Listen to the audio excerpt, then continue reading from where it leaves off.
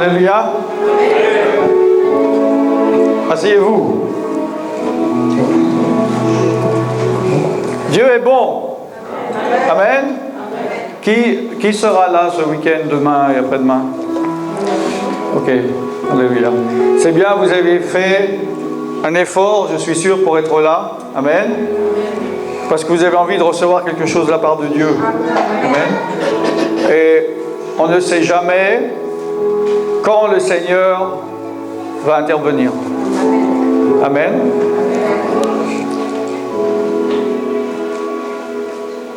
Des fois, le Seigneur nous prend par surprise. Oui. On fait les mêmes choses, on fait les mêmes prières, il se passe la même chose, et puis une fois, on ne sait pas pourquoi, il se passe quelque chose de spécial.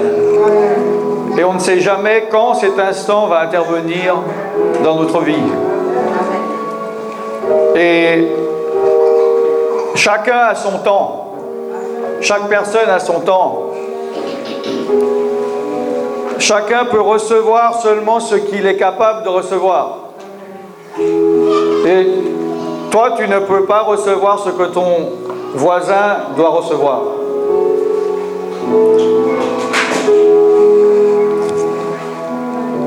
Et il ne faut pas envier une autre personne. Et il y a des raisons pour lesquelles des personnes avancent rapidement. Et il y a des raisons pour lesquelles des personnes avancent lentement.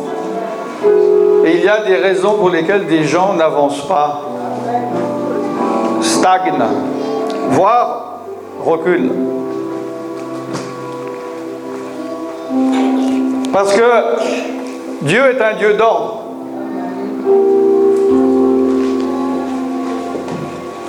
Personne n'a vu Dieu, vous êtes d'accord ou pas? C'est dans la Bible ou c'est pas dans la Bible?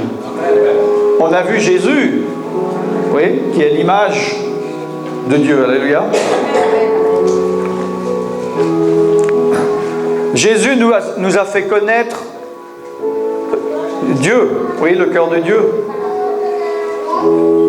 Mais il y a autre chose qu'on peut voir de Dieu, c'est aussi dit dans la parole, c'est sa création. Par sa création, nous arrivons à comprendre des choses du Créateur. Si je vous montre un tableau, sans savoir qui l'a fait, on peut savoir des choses sur celui qui l'a peint. Si c'est quelque chose de joyeux, on va se dire c'est quelqu'un de joyeux qui a fait ça. Si c'est quelque chose d'angoissé, on va se dire c'est quelque chose d'angoissé. Et même les psychologues, ça finit la musique? Même les psychologues, ils savent ça. Vu que les enfants, quand ils ont des problèmes, qu'est-ce qu'ils leur font faire? Ils leur font faire un dessin. Parce que dans le dessin, ils vont voir qu'est-ce que l'enfant y pense. Ça sort du fond de la pensée, du fond du cœur. On représente ce qu'il y a en nous. Et Dieu, il a créé l'univers matériel, il nous a créé, et il n'y a pas de désordre. On dirait, on pourrait croire, et pendant longtemps l'homme a cru que l'univers était un grand désordre. Mais en fait, plus la connaissance avance et plus, grâce aux scientifiques, on sait qu'il n'y a pas de désordre. Et plus les scientifiques trouvent des choses, plus ils voient qu'il y a un ordre dans l'univers, que c'est régi par des lois, par des règles très précises, qu'il n'y a aucun hasard. Dieu n'est pas un Dieu de hasard. D'ailleurs, ce que les gens dans le monde appellent hasard, en tant que chrétien, c'est un mot que tu devrais enlever de ton vocabulaire. Parce que, peut-être tu ne le sais pas, mais en tant que chrétien, il n'y a pas de hasard. Le hasard n'existe pas. Le hasard se nomme Dieu. Mais ce n'est pas un hasard. La Bible dit que Dieu est maître des temps et maître des circonstances. Il est même maître du cœur de l'homme. Il dit que le cœur du roi est comme un courant d'eau entre ses mains, il le dirige où il veut. Et s'il le veut, il peut même te donner la faveur de ton ennemi. Amen. Dieu dirige tout, Dieu est souverain. Même la liberté que Dieu donne, c'est entre ses mains. Amen. Donc au niveau spirituel, on pourrait se dire, ce sont des choses qu'on ne voit pas. Mais ce n'est pas parce qu'on ne voit pas que c'est du désordre. Oui. Puisque les choses visibles parlent des choses invisibles. Les choses visibles de la nature parlent d'un Dieu invisible. Qu'on verra un jour. Amen. Un jour, on verra Dieu.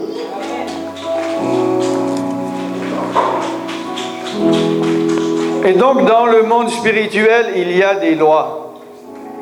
Et il y a des régulations. Il y a des principes. Et si nous ne connaissons pas les principes spirituels, nous pouvons avoir des problèmes. Comme si nous ne connaissons pas les lois de la nature. Il y a une loi qui s'appelle la loi de la gravité. C'est-à-dire que tout objet qui est en l'air, il tombe par terre. C'est l'attraction terrestre. Si je ne sais pas ça et que je monte sur une montagne, que je connaisse la loi ou pas, je vais tomber. Oui. Alors je peux défier Dieu en disant non mais moi je suis sûr que je vais réussir à voler. Mais non, je vais quand même tomber. Parce que c'est la loi de Dieu qui s'applique. Spirituellement, c'est pareil. Il y a des lois spirituelles, comme l'apôtre a dit, mon peuple périt par manque de connaissance. Si nous avons la connaissance, nous avons tout. Parce que nous savons ce qu'il faut faire et nous savons ce qu'il ne faut pas faire. Et nous connaissons les conséquences des erreurs que nous pouvons faire et nous connaissons les conséquences des bons choix. Oui. Donc on peut atteindre, il y a énormément de choses, voire toutes choses, que l'on peut désirer, vient par la connaissance. Et beaucoup de personnes, le problème qu'ils ont au niveau de la délivrance, la première chose, le premier problème, c'est l'ignorance. Ce n'est pas les démons. Les démons, c'est secondaire. Les démons, ils sont déjà vaincus. Les démons, ils doivent se soumettre à Jésus-Christ. C'est un détail. Ils doivent se taire. Ils doivent se soumettre à la loi de Dieu. Amen. Comme il est dit dans la parole, nous avons vu dans ce verset, dans le contexte dans lequel il a été dit, Jésus parlait du diable. Vous le savez. Peut-être qu'on lira de nouveau le texte demain. Il parlait du diable. Dieu a lié le diable, l'homme fort, parce qu'il était en train de chasser des démons. Et les pharisiens ont dit, c'est pas par Dieu que tu chasses les démons, c'est par les démons. Mais il a dit, comment est-ce que cela serait possible si je n'avais pas avant lié l'homme fort. Amen.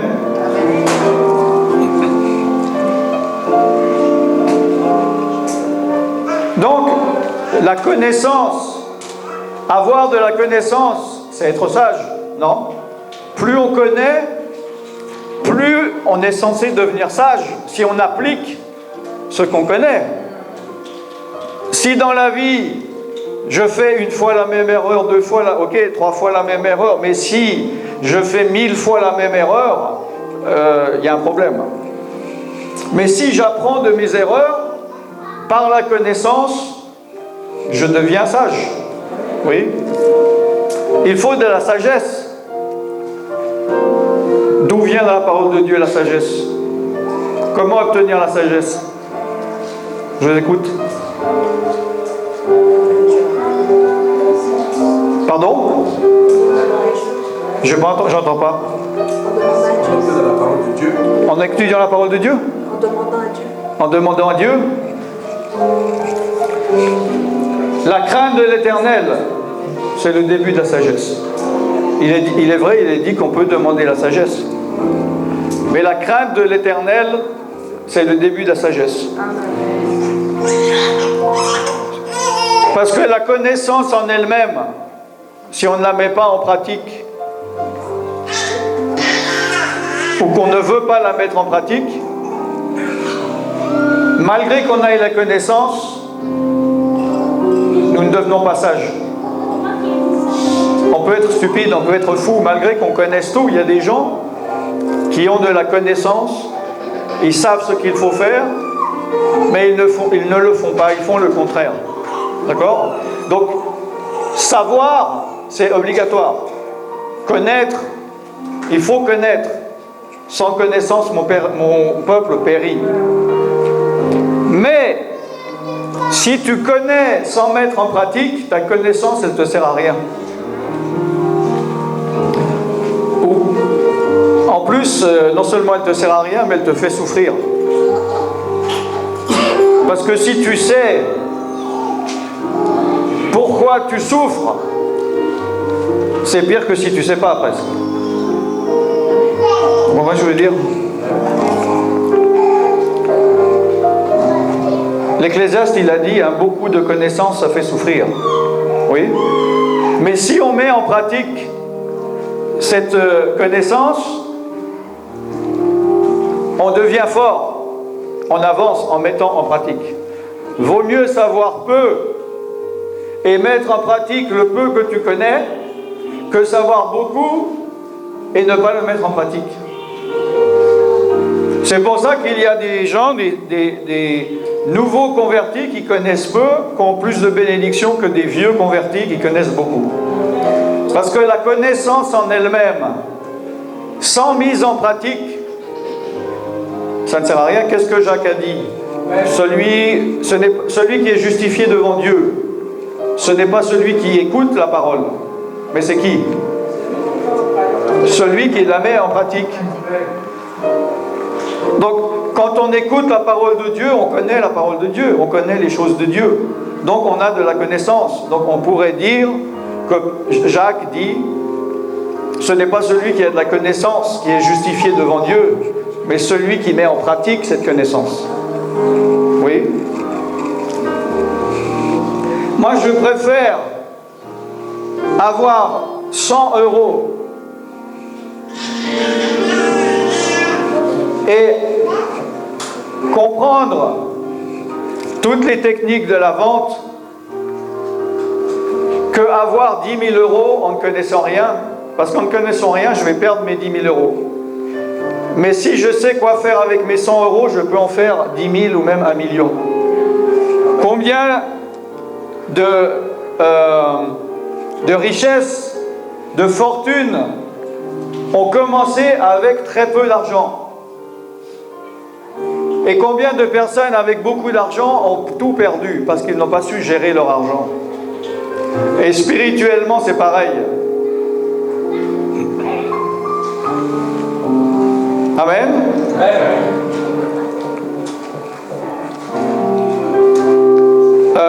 Dans l'Apocalypse, quand l'ange parle aux églises, il dit à une église, tu te crois riche, mais en fait tu ne sais pas que tu es pauvre. On peut appliquer ça à la connaissance. Peut-être que tu es riche parce que tu sais beaucoup de choses, que si je fais un examen de la Bible et je te dis où est-ce que c'est écrit dans la Bible, comment faire ceci, tu sais tout. Mais si ça ne te sert à rien dans ta vie, à quoi ça sert? Tu comprends? C'est comme si tu as beaucoup d'argent à la banque. Il faut fermer les téléphones ou les mettre sur silence. Si tu as beaucoup d'argent à la banque, mais que tu es mal habillé, tu n'as pas assez d'habits chauds, que tu ne manges pas assez bien, il se sert à quoi ton argent? tu es comme celui qui n'en a pas. Et spirituellement, ça peut être pareil. Donc, il ne suffit pas de connaître pour connaître. Vous comprenez? Oui, la Bible dit « Mon peuple périt par manque de connaissance ». Mais on ne peut pas aller avec le raccourci de se dire « Ah, alors donc je vais acquérir de la connaissance et là je saurai ». Non. Les choses de Dieu ne sont pas toujours si évidentes. Vous comprenez? Elles deviennent claires pour les personnes qui veulent lui obéir, qui ont un cœur soumis et obéissant. Vous comprenez? Mais pour celui qui est rebelle, tout devient compliqué et on ne comprend rien aux choses de Dieu. Vous comprenez ce que je veux dire? Pourtant, les choses de Dieu sont simples, puisque Jésus, il a dit, si vous ne redevenez pas comme un petit enfant, vous ne pourrez pas rentrer dans le royaume de Dieu. Oui. Donc, il ne s'agit pas de choses compliquées et d'être intelligent humainement. Vous pouvez être le plus bête du monde, intellectuellement. Mais si tu es obéissant dans ton cœur, tu es plus sage que celui qui est intelligent, mais qui est rebelle à Dieu. Les capacités intellectuelles n'ont rien à voir avec l'intelligence spirituelle ou la sagesse spirituelle. Tu comprends? Dieu a dit, je donnerai de l'intelligence aux simples. Amen. Avec l'instruction de l'Éternel, on peut devenir plus sage que le sage du monde. Mais nous savons que la sagesse du monde est folie aux yeux de Dieu. Oui.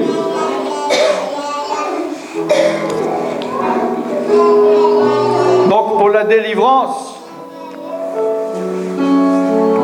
la première chose, il faut être dans le bon état d'esprit par rapport à Dieu. Être dans la soumission par rapport à Dieu. Le problème majeur que j'ai vu chez les personnes qui recherchent la délivrance et qui ne l'obtiennent pas, c'est que ils veulent simplement se servir de Dieu pour arriver à ce qu'ils veulent. Qu'est-ce qu'ils veulent? Ils veulent en fait se débarrasser de Dieu. Ils veulent être indépendants, ils veulent vivre leur vie comme ils veulent. Mais ils savent qu'ils ont besoin de Dieu pour y arriver. Donc ils veulent utiliser Dieu comme un instrument pour arriver à faire ce qu'ils veulent. Vous comprenez ce que je veux dire?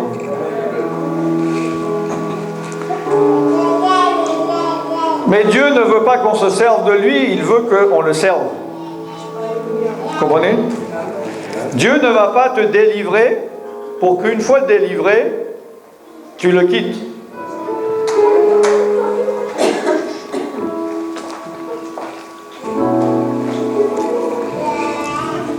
Dieu ne nous a pas créés indépendants. Il veut que nous soyons en communication, en communion avec lui. D'accord? On ne peut pas vivre seul, éloigné de Dieu. On doit être en communion. Nous avons un esprit qui doit être en communion avec, normalement à l'origine, avec Dieu. Si je me coupe de Dieu, je m'éloigne de Dieu, en me disant je ne veux plus être sous la communion de Dieu, je veux être seul et indépendant, c'est pas possible. C'est pour cela que quand nous ne sommes pas sous l'influence de Dieu, nous sommes directement sous l'influence du diable. Nous devons vivre sous un joug. C'est quoi un joug? Tout le monde sait ce que c'est un joug? Qui ne sait pas? Levez la main. Bon, c'est quoi un joug alors? Ah, vous n'avez pas levé la main. Je lui tranche sur. Je sais, mais j'arrive pas. Il y a quelqu'un qui sait mais qui sait? Ou tout le monde sait mais ne sait pas?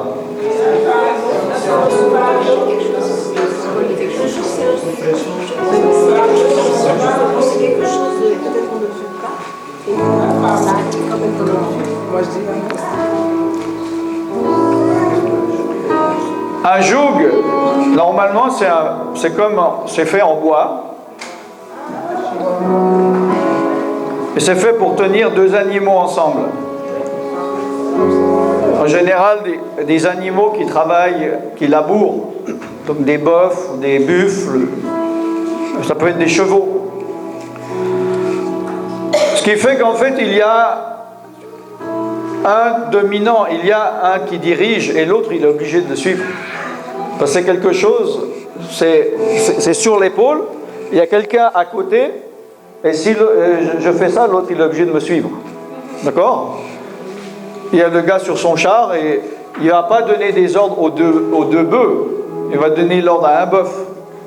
Et l'autre, il est obligé de suivre. Sinon, ils partiraient chacun de son côté. Maintenant, qu'a dit Jésus par rapport au joug? Il a dit: venez vous tous qui êtes chargés et fatigués. Il parlait d'un joug parce qu'il a dit: mon joug à moi, il est léger. C'est-à-dire qu'il sait que ces personnes sont sous le joug du diable. Et Jésus n'a pas dit: je vais t'enlever le joug, comme ça tu vas pouvoir partir et être indépendant. Il a dit: non, je vais t'enlever le joug du diable afin que tu viennes sous mon joug. Est-ce qu'il ne l'a pas dit? Quelqu'un peut lire Matthieu 11, 28, s'il vous plaît.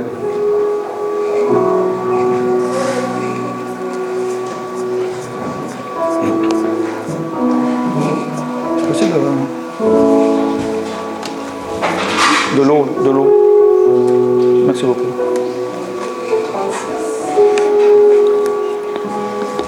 Matthieu 11, 28.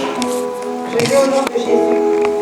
Venez à moi, vous tous qui êtes fatigués et courbés sous un fardeau, et je vous donnerai du repos.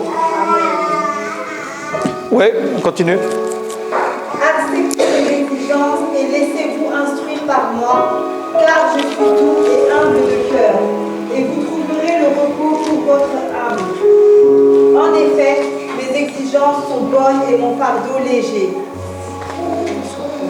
Ouais, jusqu'à la fin, jusqu'à 30. Je crois que c'est fini? Ok. Ah oui, c'est une version qui est bizarre. Ouais, dans au moins Louis II 79 ou 1905 minimum. Alors, je loue le nom de Jésus. Venez à moi, vous tous qui êtes fatigués et chargés, je vous donnerai du repos. Prenez mon joug sur vous et recevez mes instructions, car je suis doux et humble de cœur. Vous trouverez du repos pour vos âmes, car mon joug est doux et mon fardeau léger. Amen. Il a dit: prenez mon joug sur vous. Vous comprenez? D'accord?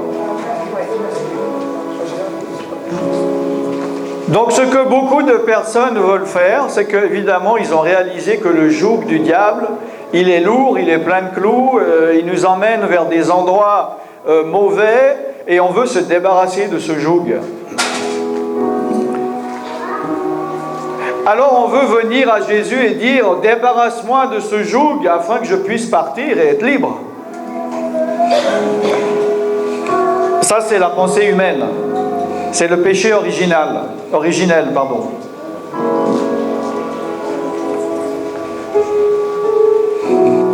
Dieu a donné à Adam et Ève un ordre, et l'homme s'est dit: non, je vais devenir comme un Dieu. Je vais devenir mon propre Dieu. Je n'ai plus besoin de Dieu. Je vais m'enlever du joug de Dieu. Et je vais faire ce que j'ai envie de faire. Et ce qu'il ne se rendait pas compte, c'est qu'il est passé du joug de Dieu au joug du diable. Oui. Et maintenant, l'homme ou la femme comprend il voit les conséquences, il voit les problèmes, ce que le joug du diable amène dans sa vie. Et il vient essayer d'enlever ce joug mais n'a aucune intention de se mettre sous le joug de Dieu. D'accord? Et donc il y a une bataille. Il y a une bataille entre ce que Dieu veut et ce que l'homme veut. Alors l'avantage, je ne sais pas si c'est un avantage, Dieu nous laisse la liberté et le libre arbitre. Donc si je veux toute ma vie me battre contre lui, il va me laisser. Il va me laisser me battre contre lui. Mais si je me bats contre Dieu, la fin de la bataille, c'est que c'est lui qui gagne. Parce que lui, il est plus fort. Parce que lui, c'est Dieu et moi, je suis qu'un homme. D'accord? Mais il ne va pas mettre de force. Jésus, quand il a dit « Prenez mon joug sur vous », il n'a pas dit « Je vais vous mettre un joug pour vous enfoncer ». Au contraire, c'est « Je mets un joug de liberté ». Parce que Jésus va nous amener dans la liberté, mais la liberté de Dieu, la liberté de l'esprit, pas notre liberté à nous, pas notre indépendance, parce que ça c'est le péché originel, de dire je vais être mon propre Dieu, je ne vais plus être soumis à Dieu, mais je ne vais pas être soumis au serpent. C'est le grand mensonge à soi-même. Vous comprenez ce que je veux dire? Donc moi je te dis, mon frère et ma soeur, si tu en es au stade de te dire je veux trouver ma liberté et j'ai compris que c'est uniquement par Dieu que je vais y arriver, c'est ça ton problème. C'est pas les démons.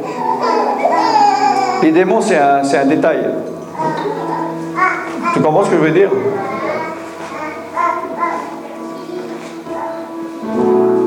Il faut que tu arrives au point où tu dises « Seigneur, je ne veux plus obéir au diable, je ne veux plus obéir à mon cœur, à mes penchants, mais je veux t'obéir.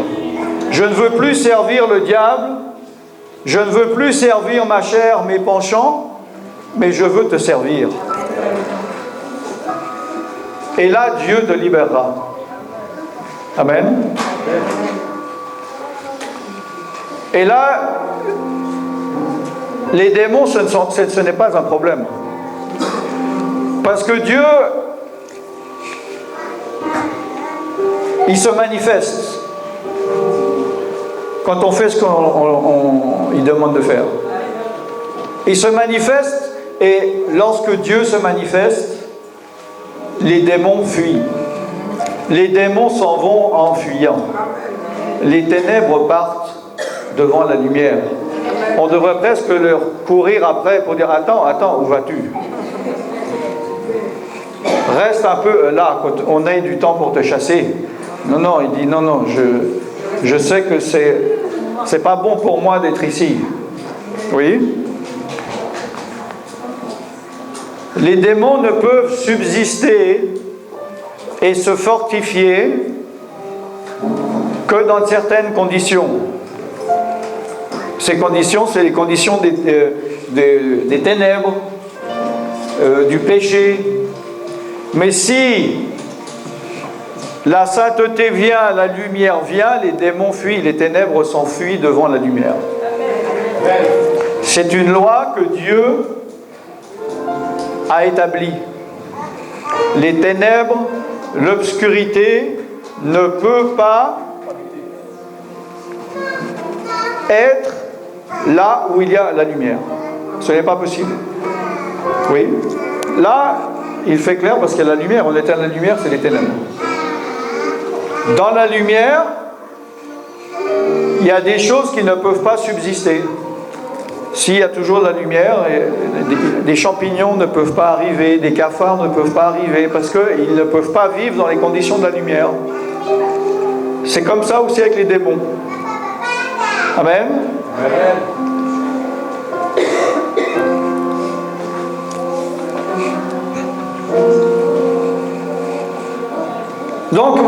combat, oui, il faut chasser les démons.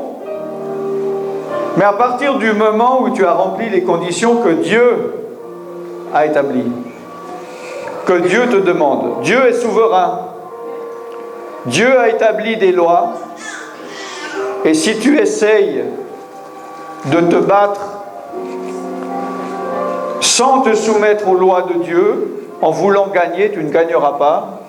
C'est comme si l'exemple que j'ai donné, tu vas en haut d'une colline et que tu dis, je sais que Dieu a créé la loi de gravité, mais moi je m'en fous, je suis sûr que je ne vais pas tomber. Moi je te dis, tu vas tomber. Amen. Alors tu peux te dire, oui, mais moi je n'ai aucune intention de servir Dieu. Je m'en fous de Dieu. Je me sers de Dieu. Ben, au moins, alors fais ce que tu as à faire, comme Élie qui a dit, si Dieu est Dieu, marche avec Dieu. Si Baal est Baal, marche avec Baal. Si tu veux marcher dans le péché, vas-y. Si tu veux marcher dans le monde, vas-y. Si tu veux désobéir à Dieu, désobéis. Parce que tu ne peux pas être dans trois endroits. Il y a, soit tu marches avec Dieu ou tu marches avec le diable. Oui. Il n'y a pas d'endroit au milieu où tu peux penser, je ne suis pas vraiment dans le monde, je ne suis pas vraiment à l'église, je ne suis pas vraiment dans le péché, mais je ne suis pas vraiment dans la sanctification, je n'obéis pas vraiment à Dieu, mais je ne désobéis pas vraiment... je désobéis pas forcément à Dieu, mais je n'obéis pas au diable. J'aime pas vraiment Dieu, mais je n'aime pas le diable. Non. Ça c'est des faux raisonnements. La réalité, c'est que soit tu es avec Dieu, voilà, ou tu ne l'es pas. Amen. Il a encore dit, l'ange à une église, il a dit, parce que tu n'es ni froid ni bouillant, mais tu es tiède, je te vomirai de ta bouche. Le tiède, il est au milieu. Vous êtes d'accord qu'il y a des choses à manger, que c'est seulement bon quand c'est très froid, ou quand c'est très chaud? Vous êtes d'accord? Vous connaissez des plats, des soupes qui sont bonnes, que vous avez déjà goûté, tièdes, c'est comme, ça n'a rien à voir. C'est comme presque pas bon. C'est la chaleur ou le froid qui fait que ça a bon goût. Spirituellement, c'est pareil. C'est pour ça que Jésus, il a dit, je vomirai le tiède de ma bouche. Toi qui te dis, j'ai un pied dans le monde, un pied dans l'église, je ne marche pas avec Dieu, mais je ne marche pas avec le diable, il va te vomir. Alors puisses-tu être froid ou bouillant? Tu veux mourir? Tu veux passer ton éternité dans les temps de feu? Vas-y. Dieu, il te laisse la liberté.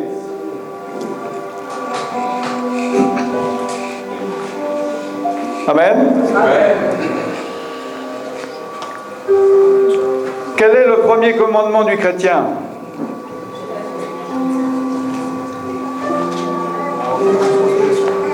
Plus fort, j'entends pas. Pardon? De parler au nom de son Dieu? De quoi? De partir à l'encontre de son Dieu. De partir à l'encontre de son Dieu? Aimer ton Dieu? Aimer ton Dieu? Aimer tes parents? Aimer ton Dieu de tout ton cœur, de toute ton âme, de toute ta pensée. Bon, écoutez-le voir. Aimer ton Dieu de tout ton cœur, de toute ton âme, de toute ta pensée. Et de toute ta force en plus. En plus. Donc, le commandement de Dieu pour un chrétien et pour un juif d'ailleurs, parce que ça c'est un passage de Deutéronome. Le commandement d'un chrétien, c'est pas que tu aimes Dieu, mais c'est que tu aimes Dieu de toutes tes pensées, de toute ta force, de toute ton âme. C'est complètement différent. Vous comprenez ce que je veux dire? Parce que si tu as des pensées qui ne s'occupe pas de Dieu, mais qui s'occupe de toi, de tes petits soucis, des choses ou du péché, tu n'aimes pas Dieu de toutes tes pensées, puisqu'il y a des pensées que tu aimes le péché, ou que tu t'aimes toi, ou que tu aimes le monde, ou que tu aimes les choses du monde plus que Dieu. Si tu utilises ta force pour faire autre chose que aimer Dieu, tu n'aimes pas Dieu de toutes tes forces. Amen. Pareil pour l'âme, les émotions, les pensées, la volonté. Donc si tu te dis, je suis chrétien parce que je crois en Jésus, donc Dieu me doit de me libérer.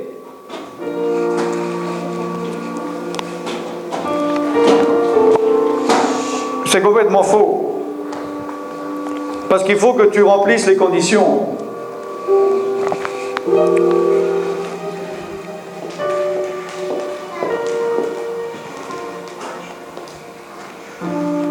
Ah oui. Merci.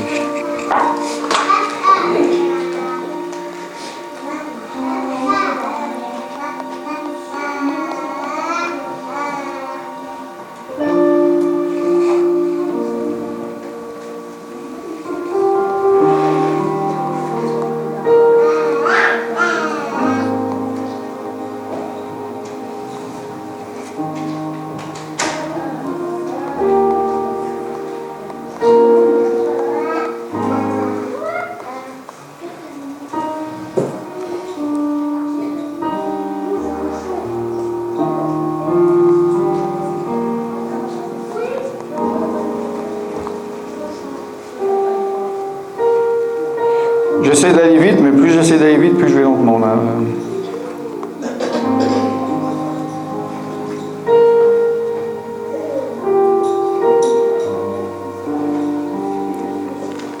Bon, je ne trouve pas, si quelqu'un peut trouver, c'est dans Romains ou Corinthiens, que Jésus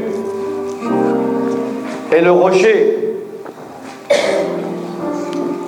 Mais que chacun prenne garde de la manière dont il est bâti dessus. Si quelqu'un le trouve.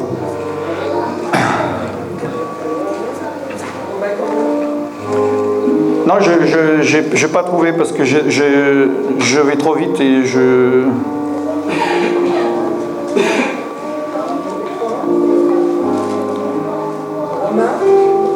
Romain combien? Je sais pas si...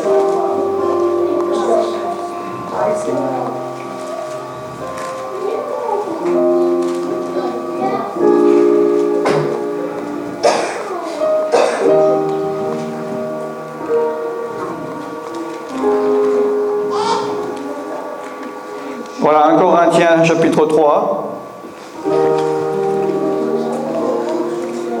à partir du verset 11. 1 Corinthiens, première épître de Corinthiens, chapitre 3, verset 11. Personne ne peut poser un autre fondement que celui qui a été posé, savoir Jésus-Christ. Or, si quelqu'un bâtit sur ce fondement avec de l'or, de l'argent, des pierres précieuses, du bois, du foin, du chaume, l'œuvre de chacun sera manifestée. Car le jour la fera connaître, parce qu'elle se révélera dans le feu, et le feu éprouvera ce qu'est l'œuvre de chacun. Si l'œuvre bâtie par quelqu'un sur le fondement subsiste, il recevra une récompense. Si l'œuvre de quelqu'un est consumée, il perdra sa récompense. Pour lui, il sera sauvé, mais comme au travers du feu. Amen. Donc, le fondement, c'est Christ. Tu es chrétien. Chrétien, Christ, il y a quand même un rapport, non? Jésus, il est venu pour sauver, pour délivrer, pour guérir, mais il est venu avant tout pour te sauver. Oui, c'est le fondement. Tu dois d'abord être sauvé. Malheur à toi si tu n'es même pas sauvé, que tu essayes d'être guéri ou délivré par Dieu. Tu es le plus stupide des personnes. Pourquoi tu veux être en bonne santé et délivré pour passer ton éternité dans les temps de feu? Il faut d'abord commencer par le commencement. Amen. Et il faut que tu sois sauvé. Il faut que Jésus-Christ soit d'abord ton sauveur. Pour être sauvé. Après, ce qui est plus difficile, il faut qu'il devienne ton Seigneur. Et c'est là où ça coince et où la majorité des chrétiens ne veulent pas aller plus loin. Ils veulent Jésus sauveur. Ils ne le prennent pas comme Jésus Seigneur, mais ils veulent profiter de la seigneurie de Jésus comme s'il était son Seigneur. Vous comprenez? Donc on ne peut pas poser un autre fondement que celui qui a été posé, Jésus-Christ. Ça, on ne peut pas. Et si quelqu'un bâtit sur ce fondement avec de l'or, de l'argent et des pierres précieuses, du bois, du foin et du chaume, l'œuvre de chacun sera manifestée. Car le jour la fera connaître. Quel jour? Quel jour? Jugement? Oui. Parce que le jugement, le jour de Christ, le jugement, c'est le jugement par le feu. Amen. Il y a eu un jugement à l'époque de Noé avec l'eau et Dieu a promis qu'il ne jugera plus l'homme avec de l'eau. Maintenant, le prochain jugement, c'est avec le feu. Amen. Le feu du Saint-Esprit, le feu de la vérité, le feu de la lumière, le feu de la justice de Dieu. Alors, il donne six exemples. L'or, l'argent, les pierres précieuses, le bois, le foin et le chaume. Il y en a 6, il y en a 3 qui brûlent et il y en a 3 qui ne brûlent pas. Vous êtes d'accord ou pas?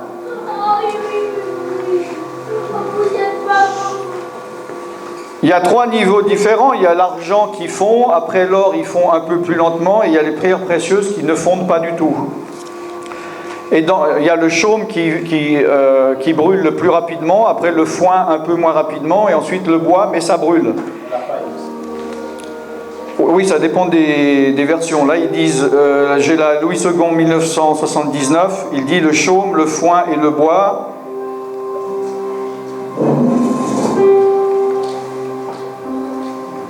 Bon, on va pas regarder en grec, mais on peut dire le chaume, on peut remplacer le chaume par la paille.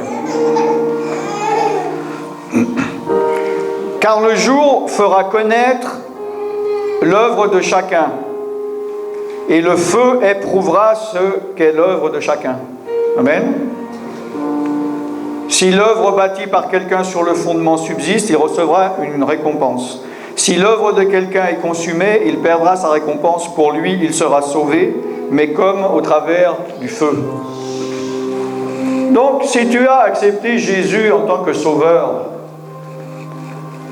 tu es sauvé. Amen. C'est le fondement. Après, il faut accepter Jésus comme son Seigneur. C'est-à-dire quelqu'un qui fait la volonté. Le Seigneur de quelqu'un, c'est quelqu'un qui a autorité sur l'autre. D'accord? C'est comme un roi. Et Jésus, il a dit, c'est pas ceux qui me disent Seigneur, Seigneur, mais ceux qui font ma volonté. Donc c'est pas parce que tu dis Seigneur, Seigneur, que Jésus est ton Seigneur. Tu peux même dire dans la même phrase Seigneur, je t'aime, et peut-être il n'est ni ton Seigneur ni tu l'aimes. Ça, ce sont les paroles. Amen.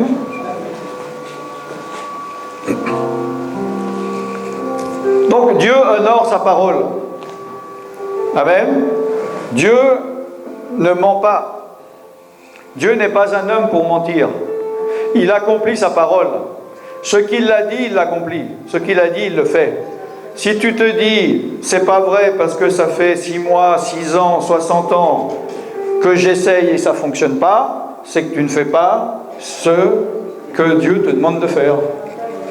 C'est comme un mode d'emploi. Tu achètes une télévision, tu achètes quelque chose, un ordinateur. Si tu suis scrupuleusement le mode d'emploi, ton appareil, il va fonctionner. Si tu ne respectes pas le mode d'emploi, tu vas être fâché contre l'ordinateur, tu vas être fâché contre le fabricant, tu vas dire c'est nul, il ne fonctionne pas. Non, c'est toi qui ne fonctionne pas. Tu comprends ce que je veux dire? Parce que si tu mets en pratique la parole de Dieu s'accomplit. Parce que Dieu suit sa parole. Vous savez ça? Il la suit pour voir qu'elle s'accomplisse. Amen.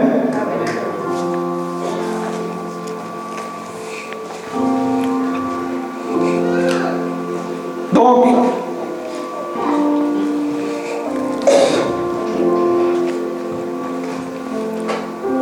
j'espère que vous qui êtes là, qui avez dit qu'il viendrait demain, après-demain, pour ceux qui viendront vraiment,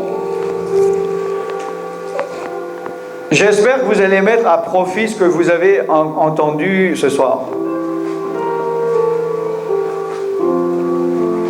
Parce que si vous méprisez ce que vous entendez ce soir, ne vous attendez pas à recevoir certaines choses les jours qui suivent. Vous êtes d'accord? Amen. Si je vous dis pour faire avancer cette voiture, il faut mettre 1 litre d'essence et vous dites « Ah oui, j'ai bien compris » et vous partez, rien n'a changé. Donc là, vous avez une nuit, vous avez une matinée demain pour vous mettre devant Dieu. Amen. Dieu, il souffre de te voir souffrir. Tu comprends? Toi, tu te dis, mais pourquoi Dieu ne me voit pas? Pourquoi Dieu n'entend-il pas mes cris? Pourquoi Dieu, il me laisse souffrir? Non, lui, il souffre autant que toi. Lui, il se dit, mais pourquoi il ne veut pas obéir? Pourquoi il ne fait pas ce qui est juste? Pourquoi il ne fait pas ce qu'il doit faire? S'il le faisait, il aurait ce qu'il demanderait et même au-delà. Vous comprenez ce que je veux dire? D'ailleurs, il l'a dit aux Israélites. Si tu étais obéissant, tu mangerais les meilleurs produits du pays, mais si tu as le cou raide, que tu es désobéissant, tu périras certainement. Oui?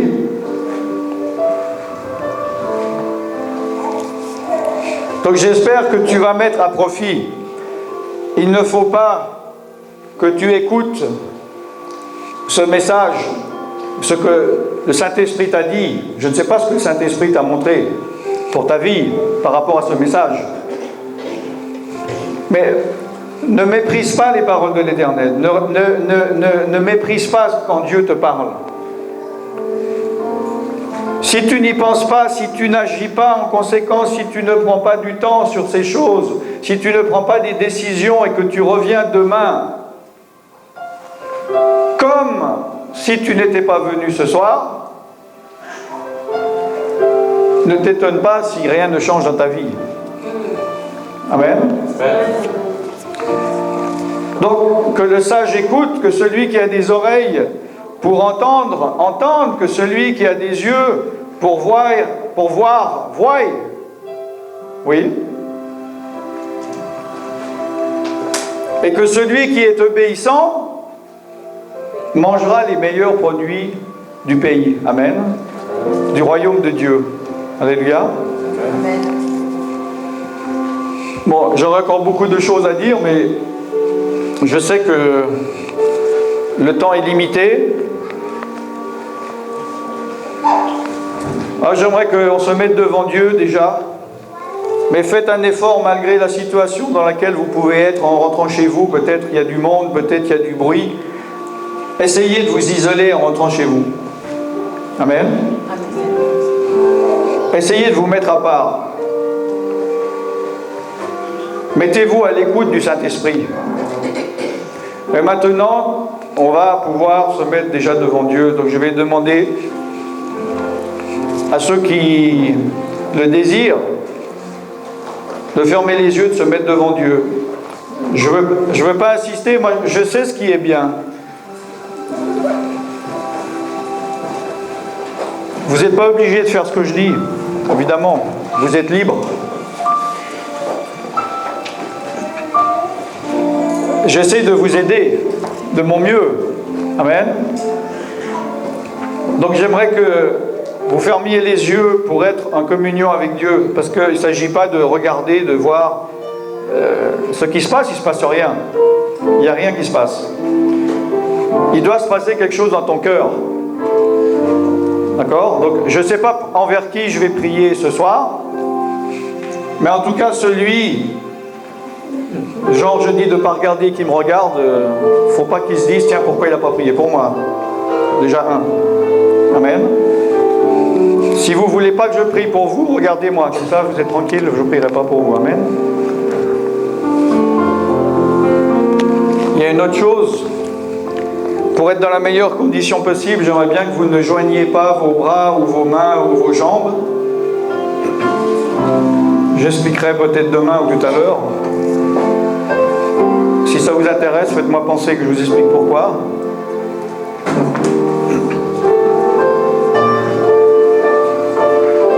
S'ils ne veulent pas faire, ils ne font pas, c'est comme ils veulent.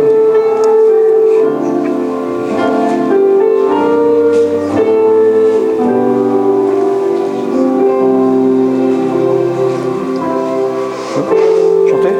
Tu veux faire la chanson?